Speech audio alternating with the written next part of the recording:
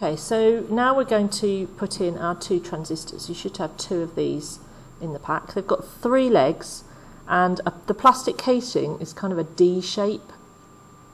And you'll see on the PCB we have 2 D shapes next to each other, and they're labelled Q1 and Q2. So that's where we're going to put our transistors. Now the important thing is that they go in the right way round. So you can see that on the shape printed on the PCB there's a flat edge, and the 3 legs are going to go in a little triangle. So we're going to take our transistor, put it so that it's facing the same way as it is on the circuit board, and we're going to take the 2 outside legs and bend those towards the flat edge, leaving the middle leg backwards. I'm going to bend it down a little bit so you've got like a little tripod, like that. So that should make it reasonably easy to put those 3 legs through the holes in the PCB. A little bit of wiggling. And you're going to push it as far down as it will go. It won't go completely flat because you've got the bent leg, but it should look a bit like that.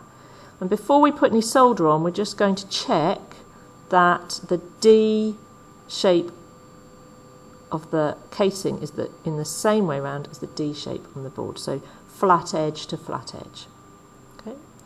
Now I would do one at a time because they're quite close together. Now you'll notice the pads are quite a bit smaller than the ones for the other components, and they're very close together. So we're going to need to be quite careful with our soldering. It doesn't matter too much if you get 2 pads joined together. It's quite easy to fix, and maybe I'll do that on purpose so you can see how that works. Okay, so here's my soldering iron. Give it a clean. Got my solder, and this is where using the flat side of the soldering iron can be quite handy. You want to put that up against the leg, and of course you can always turn your helping hand round so that you can have access to the leg. See, I'm not putting on too much solder, turning my helping hand round so I can get in. Now, because I've been doing this a long time, I've managed to do that quite neatly without them touching each other. But let's say, for example, you put too much solder on and you join them together. That's not too much of a disaster. I'm going to wipe off my solder from my soldering iron, and I'm just going to use the heat of the soldering iron and pull the solder out of the way, and you'll see that you've then just got your 3 pads nicely soldered, and then you can repeat that for the second transistor.